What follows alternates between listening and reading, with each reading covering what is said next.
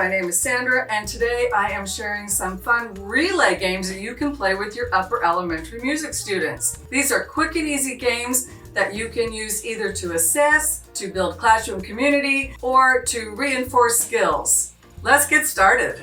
I was a sports kid when I was younger, and so I love to play games and I like to play sports games.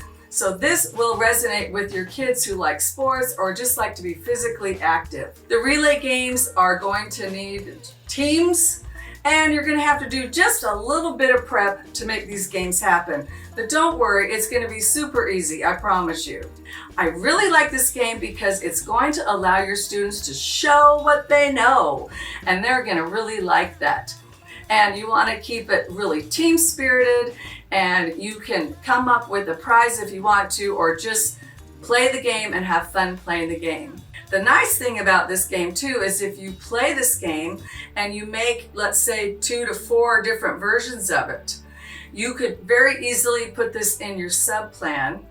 And if you don't want them running and writing on the board, you could use it as a sub game where they just raise their hand in the teams and ask questions. That would give you a little bit better classroom management control, but it's a good idea just to have, these sheets of paper that have the questions on the things your students have already learned. There's many different ways you can use this one game. The way we're going to turn it into a relay game is we're going to have the 6 teams lined up and everyone standing. Number 1 is all going to start together, and you're going to say 1, 2, ready, go. And they're going to run to the board, they're going to draw the question, and then they're going to do the answer. Let's say that you had a focus on composers. So what you're going to do is you're going to just sit down in a Word document and you're going to type some questions right from your lesson plans. All right? They're going to need to name the composer. They're going to need to state the famous song that they're known for or where they were born. Whatever the facts are that you did in those activities, those are going to be your questions. You're going to need to make a copy of all those questions into the number of teams you're going to have. So I would say make 6 copies of each of those set of questions. Cut them up into small strips and then put them in just a plastic cup will work. You're going to place the plastic cups by your whiteboard. Now, if you don't want them to use the whiteboard, then you'll need to come up with either those small whiteboards that you have in your classroom if you have them with a marker, or you will need to be able to have them write it on a piece of paper. And you might just want to use crayons. Either way, you have to have some way for the 4 to 6 people who are taking a turn to fill out the answer. Then they're going to hold their paper up or they're going to show it on the board, and whoever gets the answer right first gets a point. Here's how to play the game.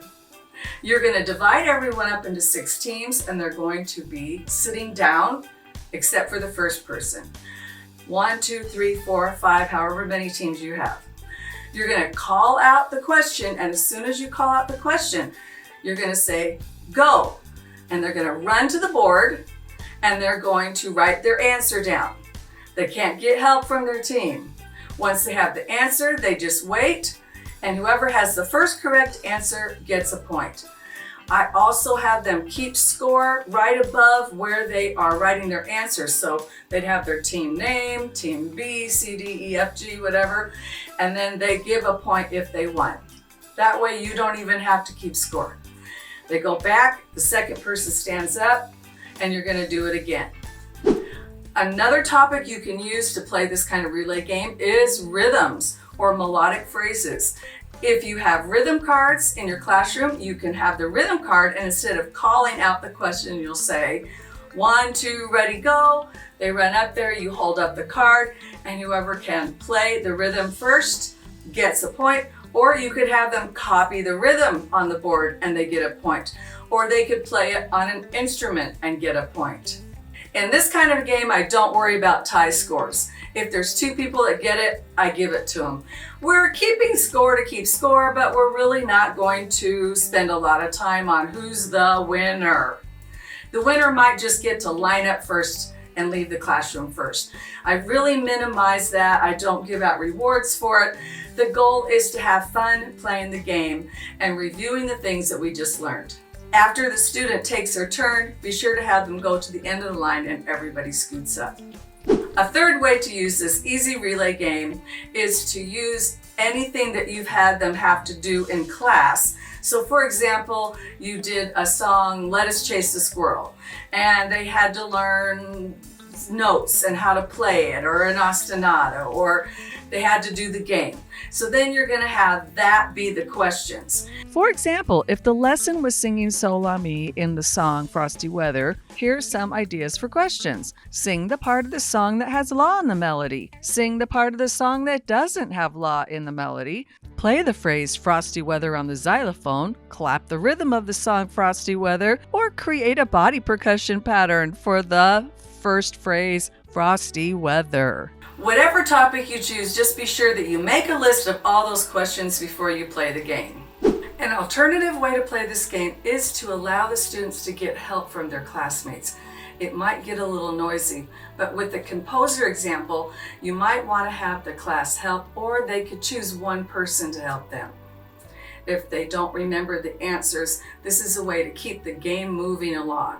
So you may think they learned it, and maybe they did learn it, but you get to this game and nobody's answering the questions. What can you do? Let them choose someone to help them and see if you can keep the game moving with that.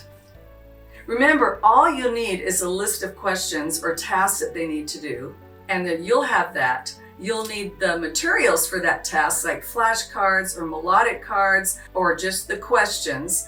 And then you'll decide if they're playing instruments or if they're just writing on the board.